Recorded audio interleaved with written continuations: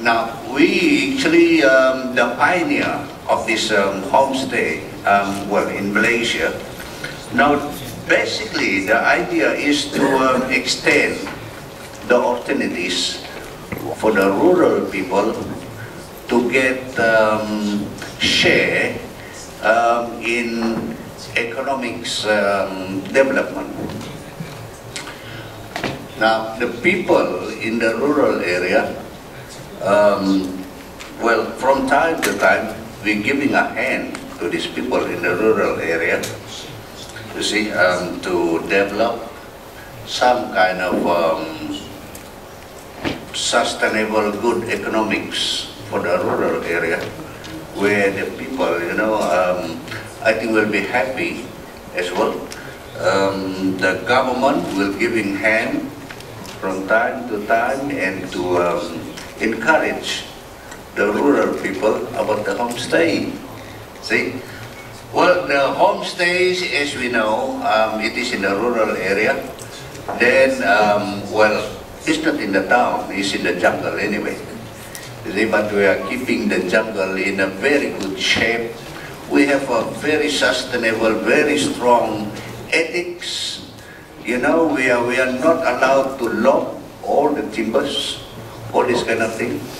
You see, so I think we have we're getting a very good ecotourism, homestay, all this, and people from foreign countries going over and stay in that homestay. Brilliant. Yeah. Thank you for sharing that. Because such a lovely point about what you're saying is that central to community development is communities feeling proud of who they are and what their home is. And if we shift to one of your neighbors across the table, Thailand, sir, you've done that as well, because you shifted from just the amazing experience of Thailand to experiencing Thainess. Can you please explain why you took that shift and how that has now become a vehicle for community development through tourism? Please. Thank you, Anita. In Thailand, we have seen the last year visiting of 35 million international visitors coming into the country. But basically, almost half of them are still only visiting the more visited area, like the capital, Bangkok, Chiang Mai, Phuket, going to the sea beach. But we see that in order to identify the true Thai through the world, and also to address the economic disparity, we think we would like to introduce the world to know more about Thailand by bringing them to visit the less visited area. And when bringing them to less visited area, many of the areas are just flat land. And sometimes it's not such a spectacular view to look at. But the beauty of it lies in the Thainess that they have, because the genuinity, the truly what they are, the Thai, when they become very hospitality with their food, with how they produce their products. In many places, I think here is the straw made out of the bamboo, or better yet, is the cup that's made out of bamboo. It sometimes amazes people that how they make their own life work with the environment they are with. Sometimes it's not the beauty of the environment, but it is the complexity that their lifestyle can be able to go deep into the root of something people from the big city do not understand. And that's bring out a lot of flavors of their life. And that's bring the community into another stage that they feel proud of themselves. And not only about the income that they receive. In fact, when we talk about income through the community-based tourism, we have been telling them, and in fact they were the one who told us in the first place that don't take money from tourism industry as the main target. The target is just to show being yourself, proud of yourself, do what you have done, do what you did best, and then people want to be a part of that genuinity, and it will last much longer. It is more sustainable, And at the same time, if the money comes, it will be just something extra for them. But they will make living out of something they have already been doing. So that is part of the reason why Thailand become the new shape that we have introduced into the world. Lovely. Thank you very much, sir. And it's interesting, you made the comment about you gave them the, not permission, you empowered them to make a living out of their own lives in a situation where things were already positive. But if we look at a country like Sri Lanka, sir, and how you were able to use tourism as a way of not just building the economy, but healing the country, how was that able to work as a part of your tourism development policy? Please. Honorable Ministers and all other invitees, greetings from Sri Lanka. We are well focused on the strategic plan and are moving forward on same. 3 pillars of the strategy. 1, diversity. 2, authenticity. 3, competitiveness of the country. All these are on the fundamental principles of sustainability. We are already looking at releasing visas, regulations, facilitation on tourism. Within the next 3 years, tourism will be the 3rd largest contribution to Sri Lanka GDP. Our hotels are of the world-class standard. I invite all of you to visit this beautiful island and experience the smiling people of Sri Lanka, a 365 days destination. Thank you. Thank you very much, sir. We're going to go technically across the world, but slightly next to you. From a Sudan perspective, sir, you're in an interesting position where your country is opening up to the world through its newness of discovery. How are you finding you're able to build sustainable tourism policies into your national strategy so that you can indeed uplift communities? Thank you very much. Good evening, Excellencies, ladies and gentlemen. And the experience of Sudan is based on the way we view the term sustainable and sustainability. In terms of environment, social impact, cultural influences, local communities within the tourism destination. How do we influence all this? The direct answer was local community involvement is crucial to sustainable and appropriate development that meets the needs of the local people and safeguards their natural and cultural environment. For this, the involvement of local communities in tourism sector in Sudan resulted in benefits as follows: the citizens and the environment in general, improvement of the quality of the tourism experiences, third, rapid economic growth answering local needs. Coming up with this, tourism for community development resulted in advancement of tourism in developing destination, which depends on the natural beauty and man-made infrastructure.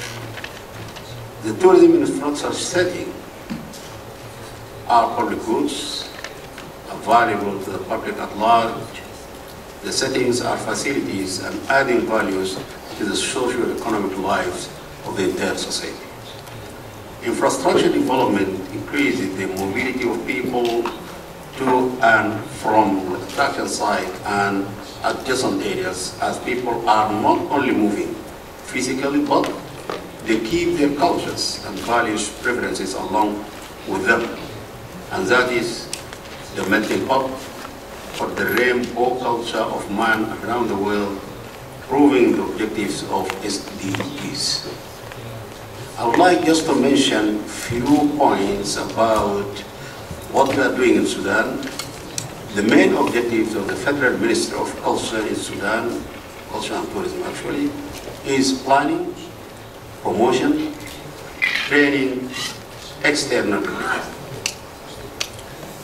For doing this, we have taken many measures.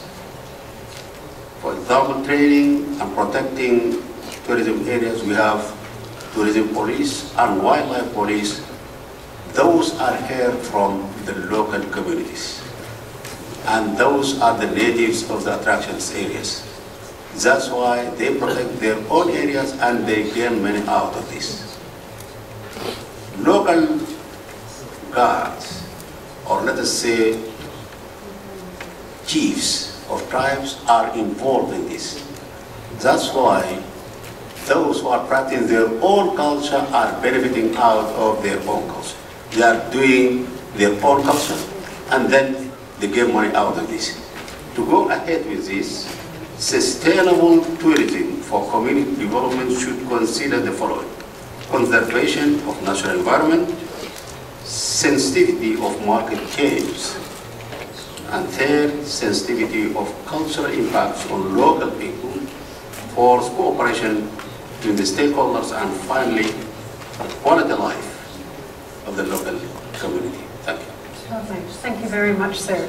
There's a theme that's starting to bubble out, which is very much, and you said it very well, the Honourable Secretary, it's not just about the money that people can make from tourism, it's the worth that they get from tourism. And you've just said now, sir, exactly that people are able to keep their cultures, and in doing so, build on that.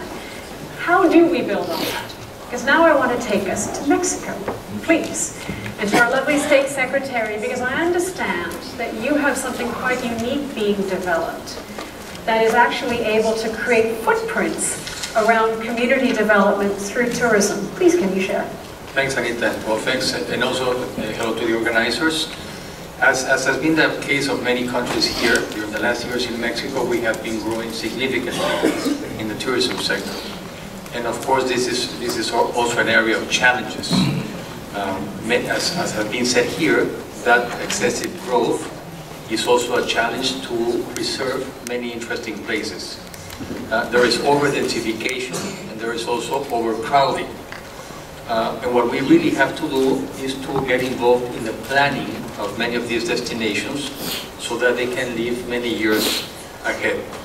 From the federal government, that's our point of view, we see that many of the local authorities are the ones that grant the permits for the use of land or the construction permits.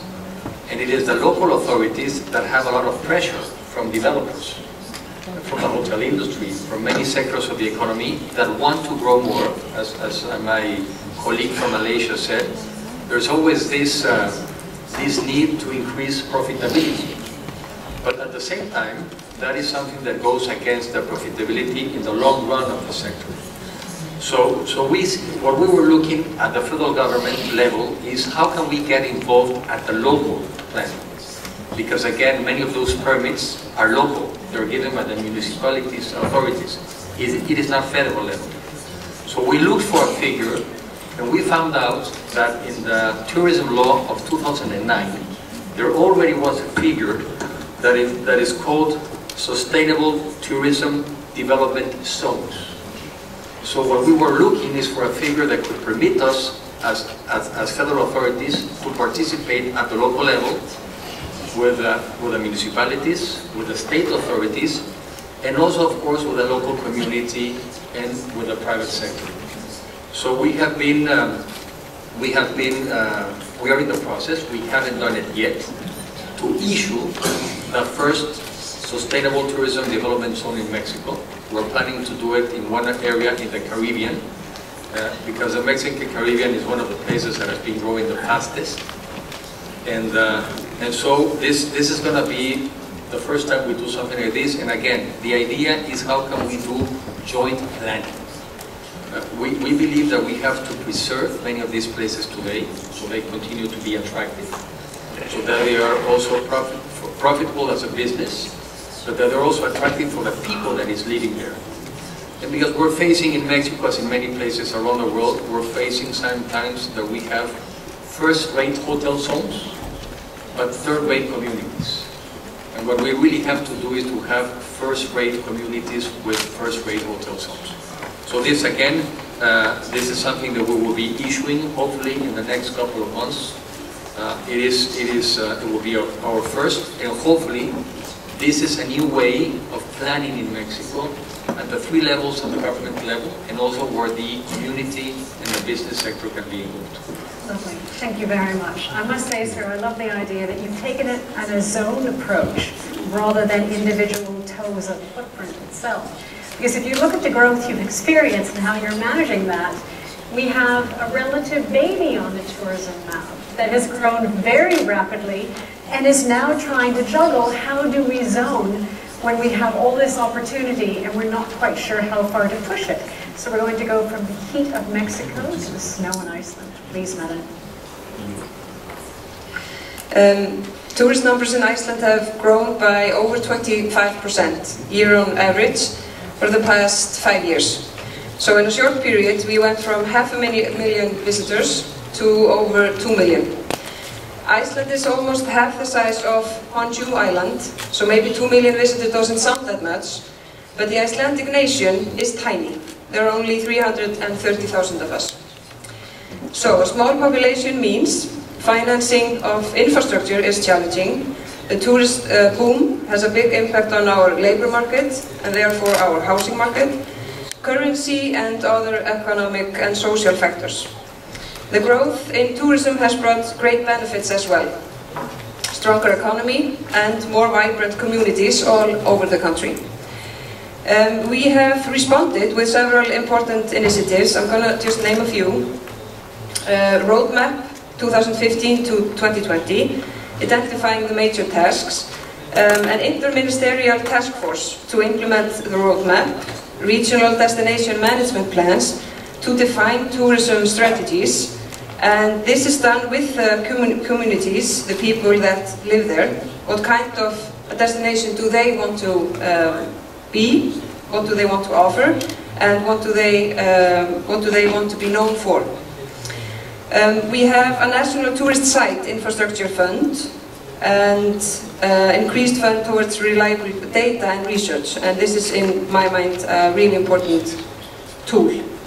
And of course the industry itself has responded by investing to increase the supply of quality service, new types of experience, activities, restaurants and so on. But overall the effort I have just described have been successful because we have managed to maintain high levels of visitor satisfaction.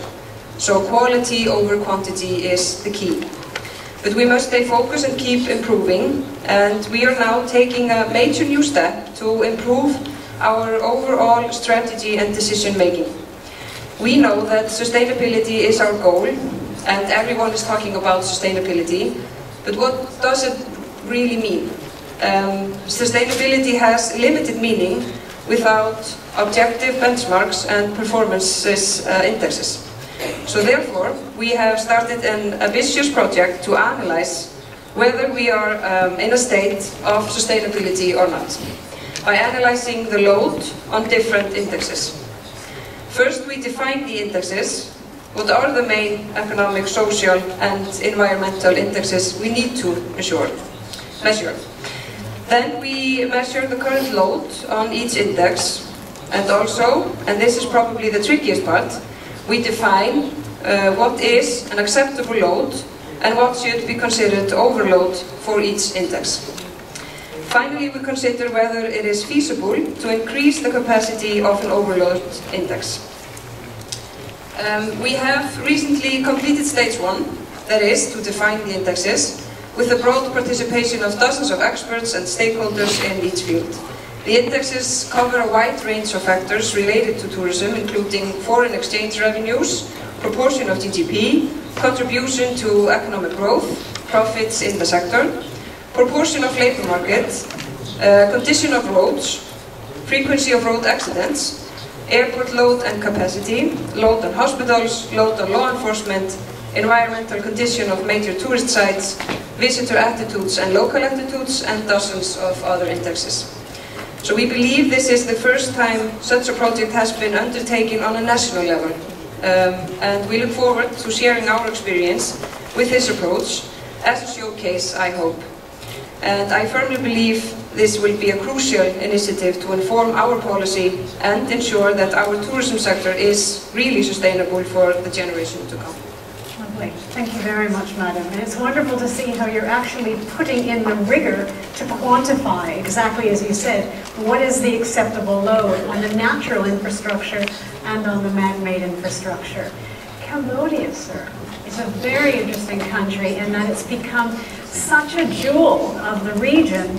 You're having to manage that as well. The opportunity for communities and yet the pressure on them. Please, can you share from your perspective? Thank you, Anita. Agency Secretary General of the TEJ2018, dear friend Minister, Secretary of State and the Secretary of State, ladies and gentlemen, good evening.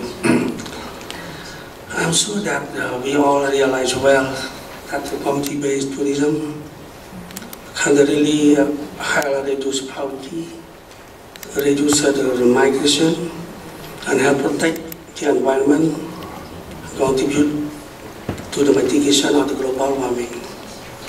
By our practice, I have learned about sustainable tourism for community development and discover an effective formula of 4 P's. And I think that this formula has been recognized universally. What is about 4 P's? P1 is public. The public is the government in national level, sub-national level, need to first provide accessibility infrastructure like the road access, water access, and good governance, policy, regulation, and especially the law. What is the law?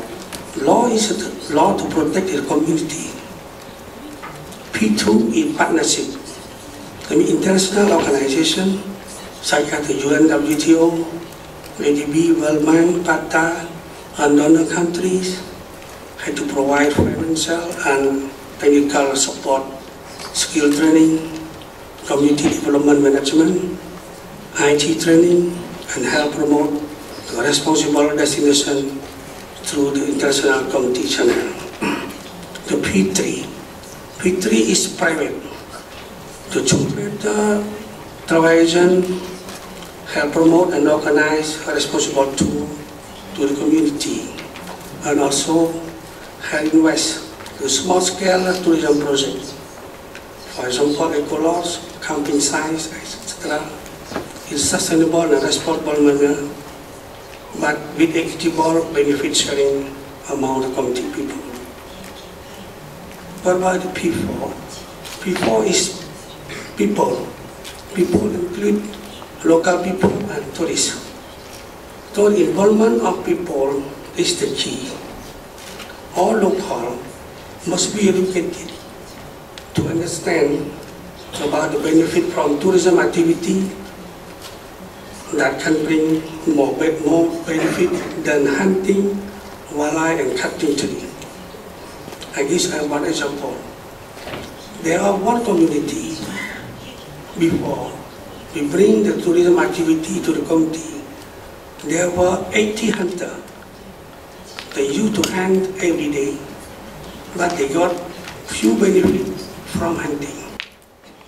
After we educate them, they know well that they can get more benefit from a tourism activity. Before bringing the tourism activity, they get only $50 a month. But after the tourism activity, they can get more benefit, double and triple, 150 or 250 a month.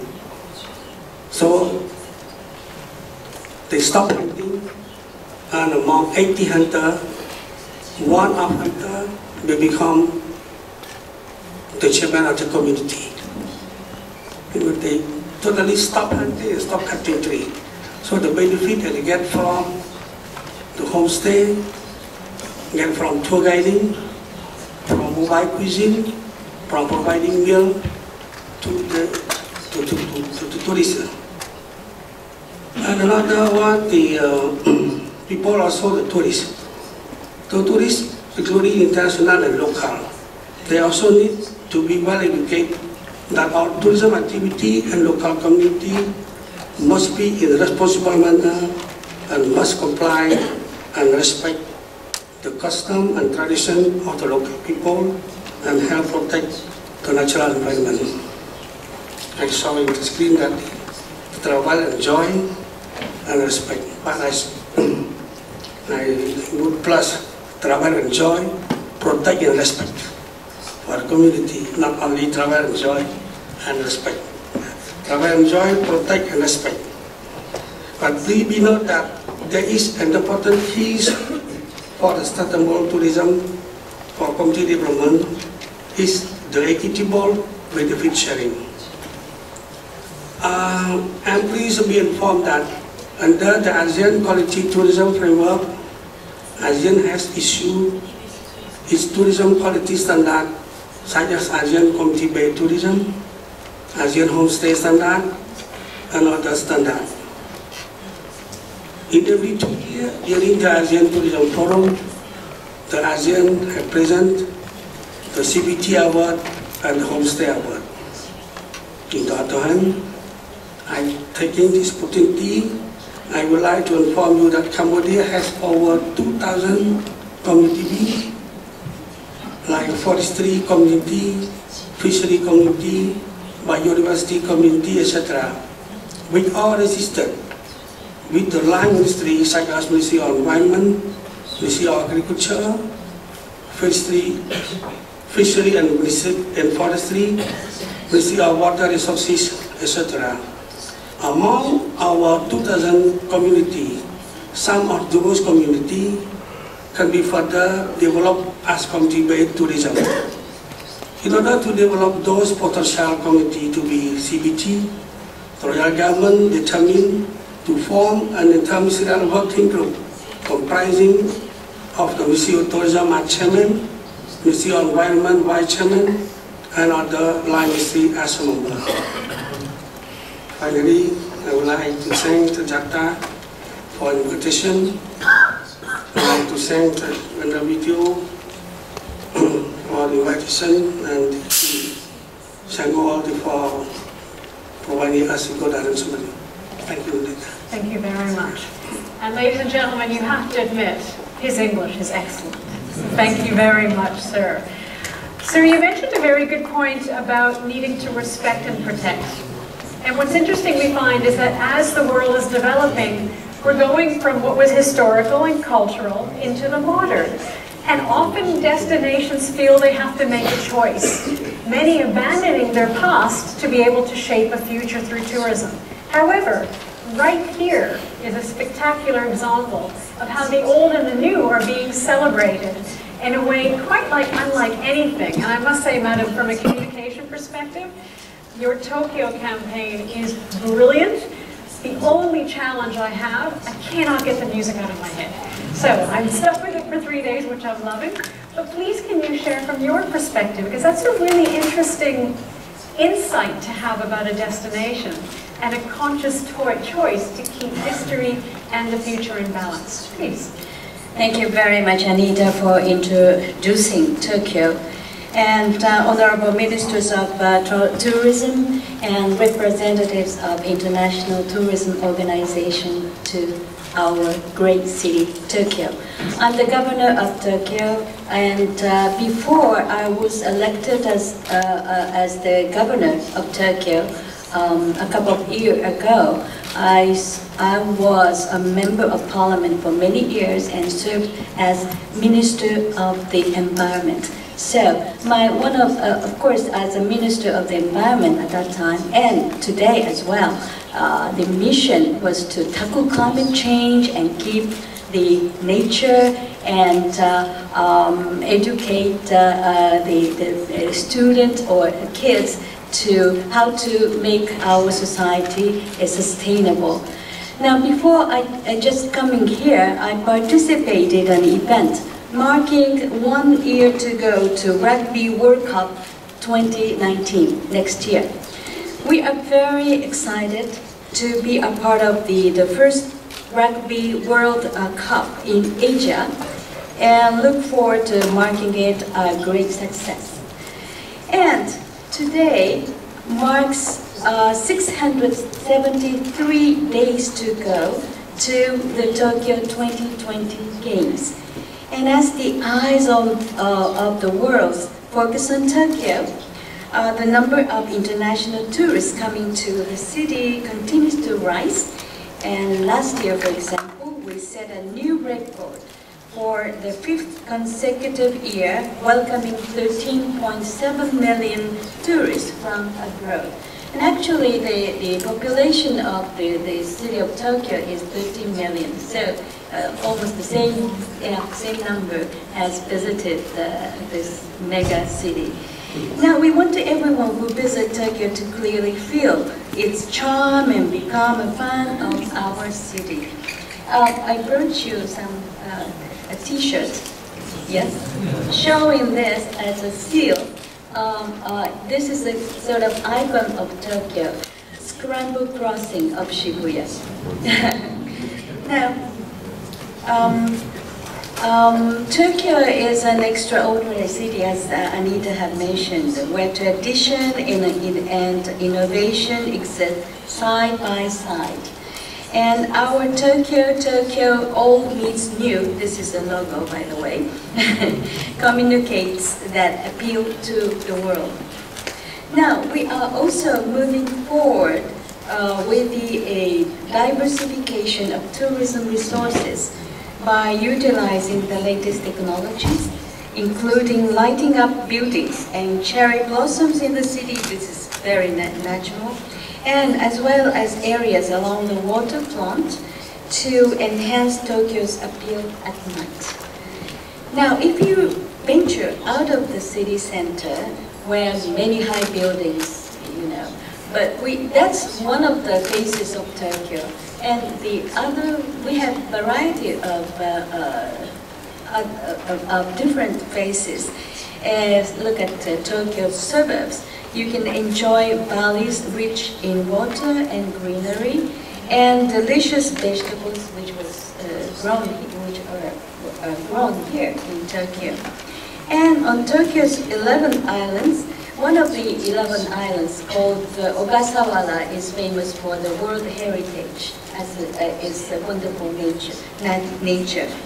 And you will find wonderful treasures such as shochu liquor, yes, and many flowers and onsen. Maybe you know this, onsen is a spring, hot spring. And we will now refine and promote these treasures as appealing brands. Now, as you are all aware, mega events have a major impact on the development of a society. Last time the Games were held in Tokyo in 1964, before you were born. They spurred the development of advanced urban infrastructure, including the Shinkansen, the bullet train, and stimulated Japan's economic growth. This time, Tokyo will host the Games not only as a mature city, but also as the first city to host the Summer Paralympic Games for a second time. Seizing this opportunity as a legacy of the Games, I hope to have Tokyo make great strides toward becoming a city where anyone can shine vibrantly. And we will achieve this by advancing measures such as making roads and railway stations barrier-free. This is the part of SDGs, okay? How to be more inclusive, to be a more inclusive society, and enhancing the provisions of information in foreign languages. Maybe you feel uncomfortable, without having foreign language signs for the typing, but we are developing more and more. Now, through these efforts, I'm sure that Tokyo will become the world's preferred city and achieve sustainable growth in the areas of tourism and the economy as well. Now, I look forward to learning about your invaluable experiences today and working together to realize sustainable tourism. Thank you very much.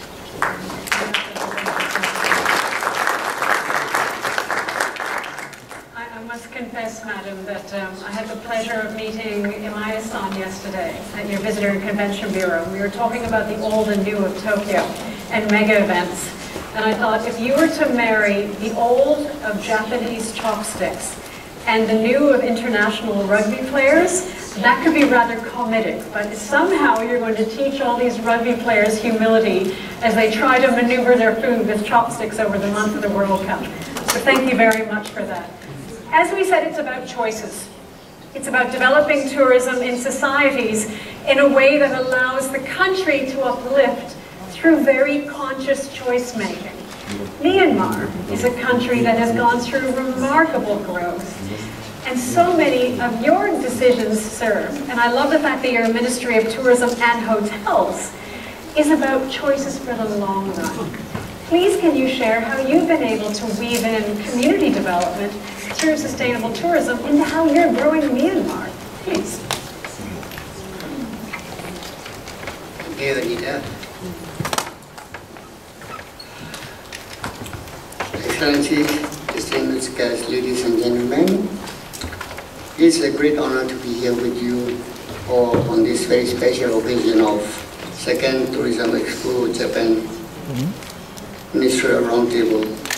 I would like to express my sincere thanks to UNWTO and Tourism Expo Japan, who organized this program and inviting me for the participation. Ladies and gentlemen, Myanmar is a year-round tourism destination with geographically spread products, which offers a journey that can be spiritually refreshing. Although our potentials are enormous, Myanmar is still relatively new to the world. Most of you who knows about Myanmar will know only about the 4 major destinations, which are Yangon, Bagan, Mandalay, and Inle. And it needed to be changed. It needed to have more destinations. And my way of running my ministry is to find new destinations with the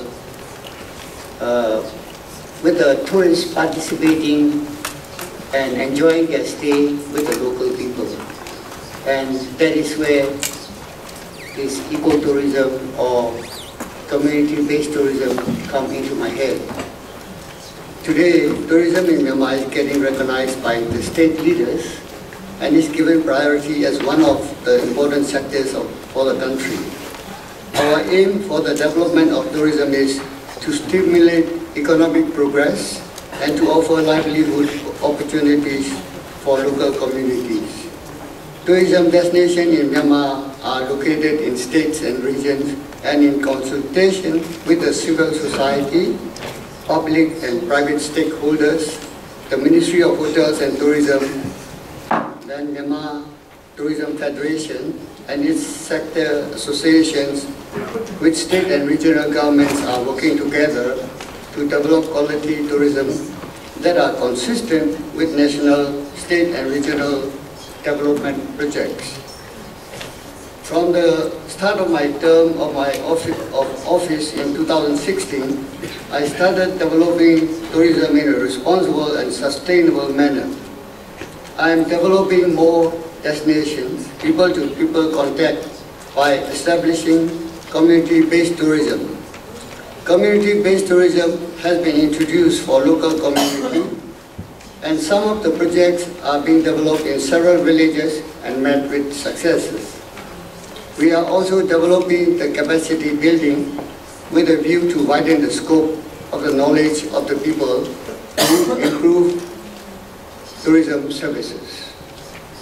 Well, as an Asian, we Myanmar people have a DNA from our heart to smile at the guests coming to the house and to share what we have with the guests coming to the house.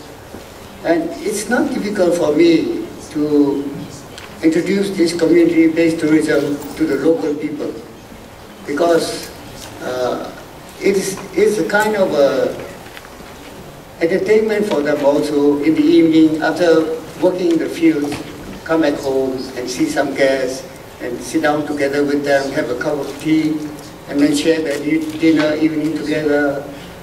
And some even doesn't want to have translators or guide with them anymore. For instance, I have one village called Majigan, which is about a mile from Bagan. There we have 2 Japanese families staying 3 nights over that village. The first night, they accepted the guide, and then the second night, third night, they said, no, you guide go away. We'll handle it by ourselves. Because they enjoy so much, they enjoy so much, they just work out with the sign languages, and by the time they come and have to leave the villages, the ladies, my Myanmar ladies and the Japanese ladies, they hug onto each other and cry and cry and cry, and they say they are coming back again. So, this kind of tourism projects is also sometimes very, very useful, and it can bring more friendship and enjoyment among the people themselves. So community-based tourism is a must. It's even better than the homestay because you involve the whole community, whereas homestay can go only for one family. So I will give priority to the community-based tourism. Since we expected a long-term and sustainable tourism project, we have the strategy in relations with nature, culture, and environment conservation and protection. Tourism master plan, responsible tourism policy, ecotourism policy, and management strategy and community involvement in tourism policy have already been adopted. More importantly, new Myanmar tourism law will be enacted soon. With these frameworks, we'll try our best in implementing tourism activities to maximize the benefits and to minimize the negative impacts for the community. Thank you. Brilliant. Thank you very much.